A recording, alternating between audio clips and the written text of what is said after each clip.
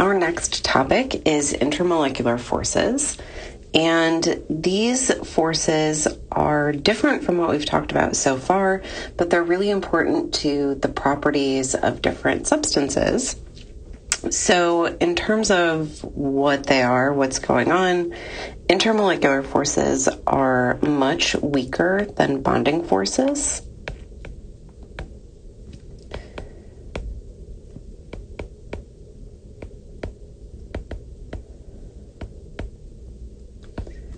And they are weaker because they're occurring over longer distances, right? So these are between molecules, inter, and not within a molecule. So even in states of matter where the molecules are close together, there is much more distance between those molecules than there would be between two atoms that are forming a bond.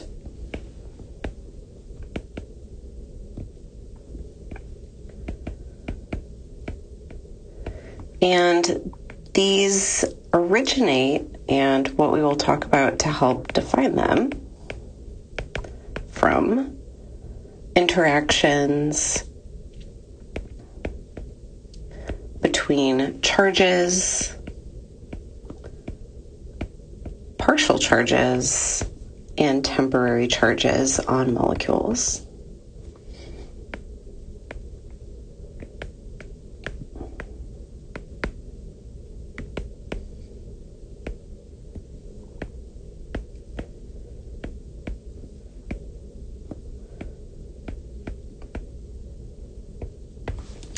So there are 4 types of intermolecular forces that we will talk about. 3 of them can happen mostly we talk about them in the context of pure substances, but you can see them in some mixtures of substances. And then the 4th one will only occur in mixtures. And I'll make sure that's noted when we get to it. So the first type is London dispersion forces.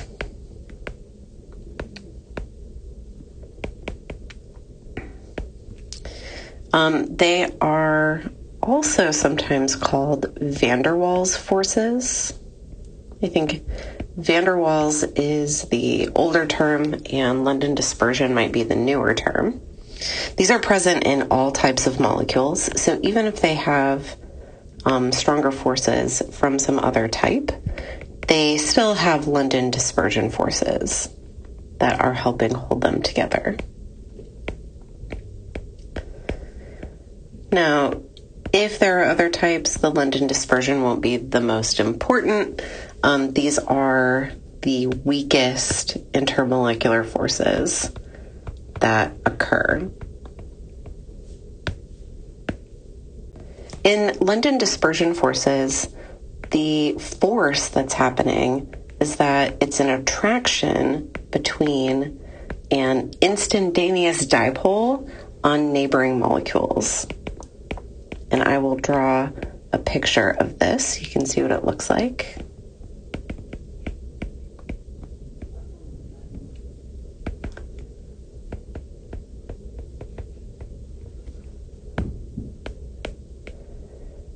The magnitude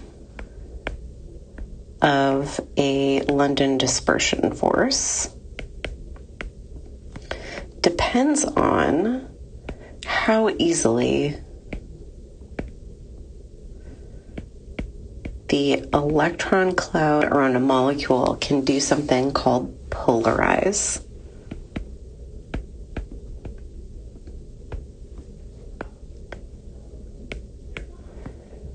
And this will make a little bit more sense when I draw a picture. But polarize just means that the electron cloud kind of gets squished around. So in terms of what it means for something to be polarizable, I like to think of it as how squishy is it? So we have talked about things like atomic atomic radius and how it follows trends, and especially as you get deeper in the periodic table, that these atoms are larger because they have these shells of electrons that are further and further from the nucleus. Those big shells of electrons, as they're moving around, they're pretty squishy. So in general, bigger equals more polarizable.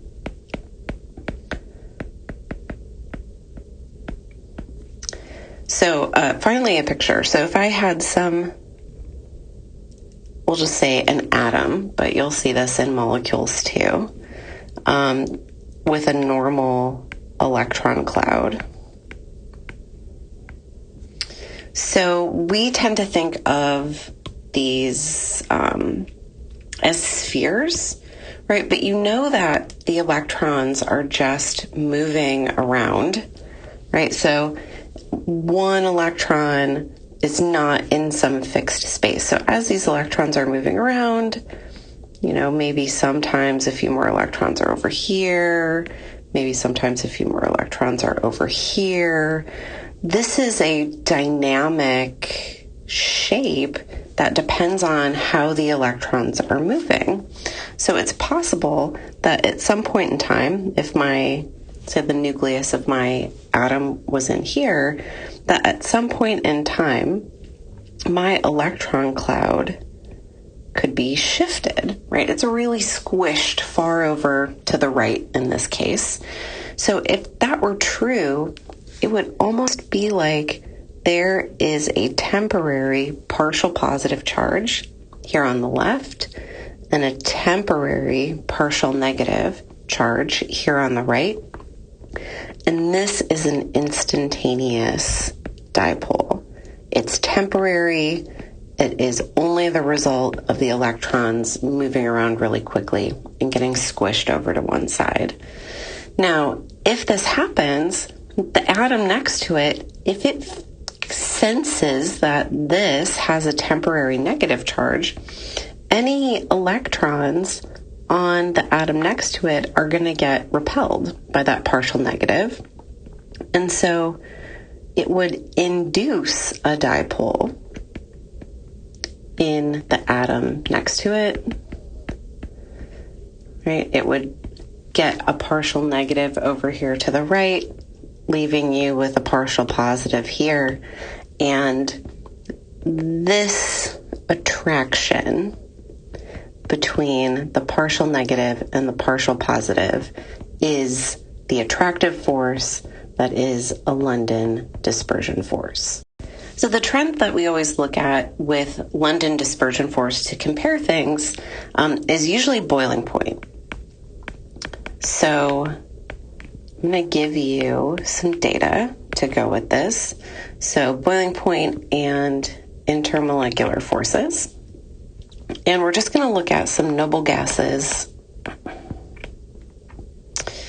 and their boiling points. These are in Kelvin, right? So these are really low numbers. This is why they're all gases at room temperature. So helium, neon, argon, krypton, xenon. Helium boils at 4.2, neon at 27, argon 87, krypton 120, and xenon 165. So the only difference as we go down this list is that these atoms are getting bigger. So remember your periodic trends for atomic size, which means that they have bigger electron clouds and they're getting more polarizable. So more polarizable means a stronger attraction between that temporary and induced dipole. Well, we'll get a little in between here. More polarizable means larger, we'll say, temporary partial charge.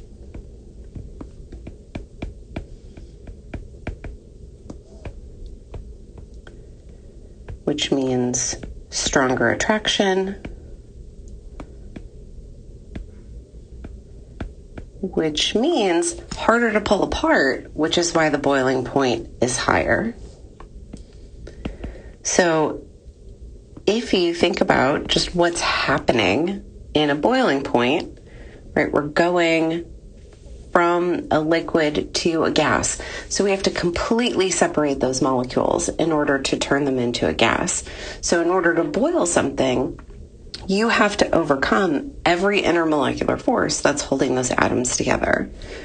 So in cases where it is just the London dispersion force that's holding them together, we can track this pretty much directly with size. Now there's one exception, and it's just what happens when we get to molecules that have more than one atom. So the exception that I want to look at has to do with molecular structure. So I'm going to show you N-pentane versus neopentane.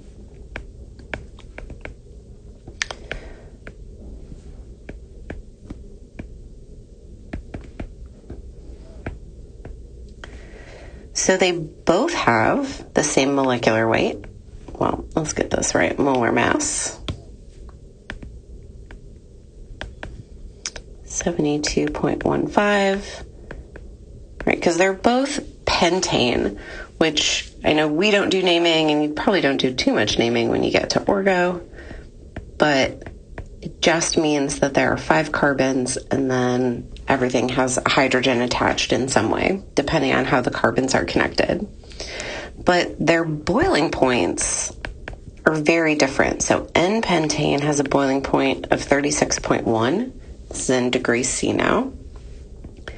Neopentane has a boiling point of 9.5. So there's something very different about their molecular structures. So N-pentane is a chain of carbons like this. 1, 2, 3, 4. And then everybody has hydrogens filled in.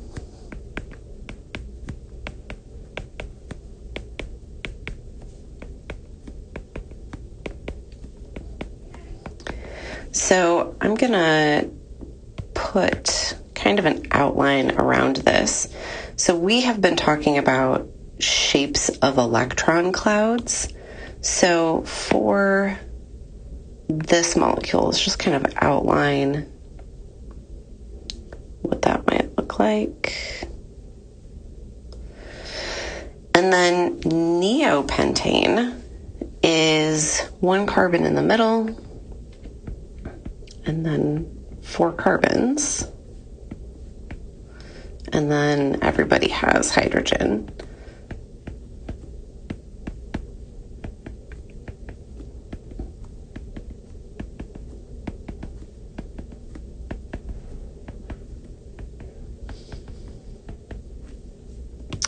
So the electron cloud for neopentane just kind of looks like a circle. So if I were to look at how a couple of molecules of each of these interact with each other as a liquid, for the neopentane, right, this kind of looks like a ball, this kind of looks like a ball, this kind of looks like a ball. So there's very little surface area of interaction. I'll try to highlight this in a different color and kind of smaller. So the space that we have where they're connected that we have to pull apart to break that interaction is pretty small. For something like N-pentane, right, this kind of looks like, or it's supposed to look a little bit like a, I don't know, a balloon M, right? One molecule looks like that. A second molecule might look like that. So the surface area where these interact is really big. The best example to think about is to pretend that these are 2 pieces of Velcro. So this is a larger area, for interaction. And this is a very small area for interaction. If you had two pieces of Velcro that were really small or really short stuck together, you could pull them apart really easily. If you had two really long strips, you have to put in a lot of effort to pull those two things apart. So this is why the boiling point for N-pentane is much higher than the boiling point for neopentane. You have to put in more energy to pull apart that larger area of interaction of intermolecular forces, and so you just have to heat it to a higher temperature for the molecules to have that energy. All right, I promise the rest of these will be a little bit shorter. So the next one that we're going to talk about, which is the next up in strength, is a dipole force. So these exist in all polar molecules.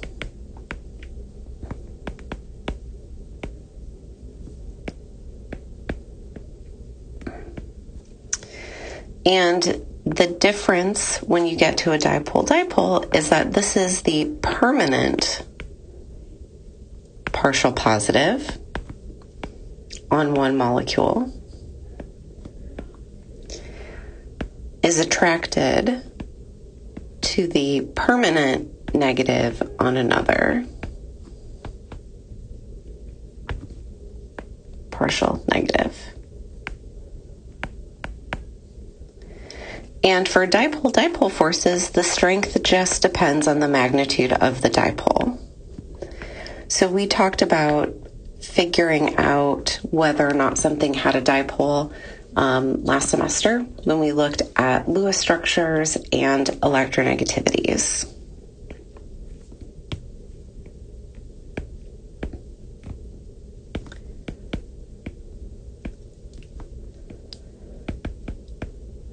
So any molecule that has a dipole, I have hydrochloric acid here as an example.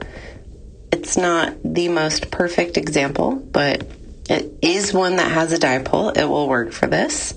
So remember, we draw our dipoles like this, where this end is the partial positive and this end is the partial negative. This kind of looks like a plus sign, and then the arrow points toward the negative one. So any molecule of HCl will have a dipole that looks exactly like this permanently because of the electronegativity differences. So in solution, those dipoles could line up, right? This is the hydrogen has the partial positive. It would line up with the partial negative. And the attractive force, let me find another color to circle this in or indicate it, right? This is the attractive force between the partial negative end and the partial positive end.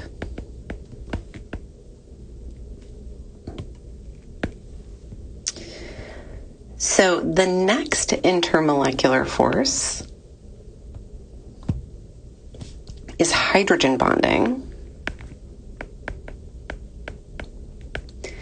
And if you've taken any biology, you have learned a lot about this, I think, so far.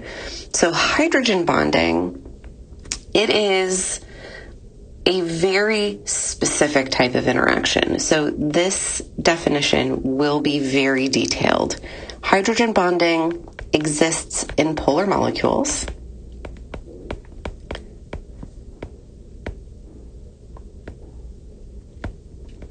But only in polar molecules where hydrogen atoms are bonded directly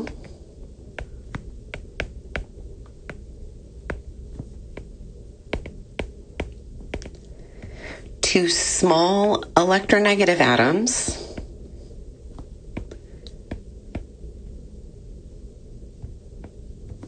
specifically. Hydrogen has to be bound directly to nitrogen, oxygen, fluorine, or chlorine. That's it. If hydrogen is attached to anything else, it cannot participate in a hydrogen bond. Only these four. So what is happening in here is that it creates an even stronger partial positive and partial negative because of hydrogen being attached to that highly electronegative atom. And we indicate these in a different way. So since oxygen is in here, water's the perfect example to show hydrogen bonding on.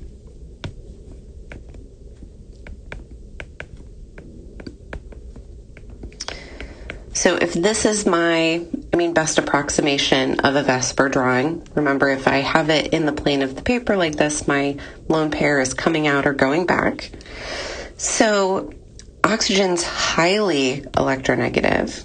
So this is a pretty big partial negative. This is a pretty big partial positive. The hydrogen bond that exists is between this hydrogen and the lone pair of electrons on another molecule. So the oxygen is really highly, partially negatively charged. Sorry, that's a lot of adverbs there. But the actual specific interaction, we tend to draw it with these lines. It's between the lone pair on that oxygen and the partial positive hydrogen. All right. Now this is what gives water a lot of its special properties. So it's part of why the boiling point is so high. It's part of why ice is less dense than liquid water, because when it lines up in a solid form, it lines up according to these hydrogen bonds and it gives it a lot of empty space. So its density is really low in comparison. All right. One last force. Ion dipole forces, and these occur only in mixtures.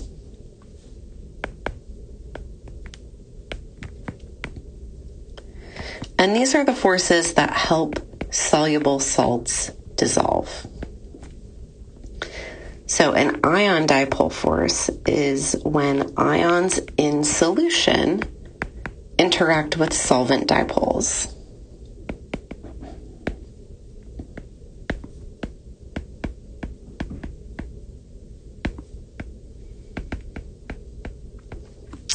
So if we did sodium chloride in solution, right, let's just kind of line up everything that's going to be in here. We have water. Now, we just looked at, in the last example with hydrogen bonding, where the partial positive and partial negative show up. If we were putting a molecular dipole on water, right, remember it's the vector sum of the individual bond dipoles, it would look something like that. So in sodium chloride, which we know is soluble, you've got an Na plus and a Cl minus that end up in solution. So that means around sodium is positively charged. The negative end of these solvent dipoles is going to be attracted to the sodium, right? And this would happen all the way around. I'm just not going to have enough room to draw all of these in. And then on chlorine, the positive end of these solvent dipoles is going to be attracted to the chlorine.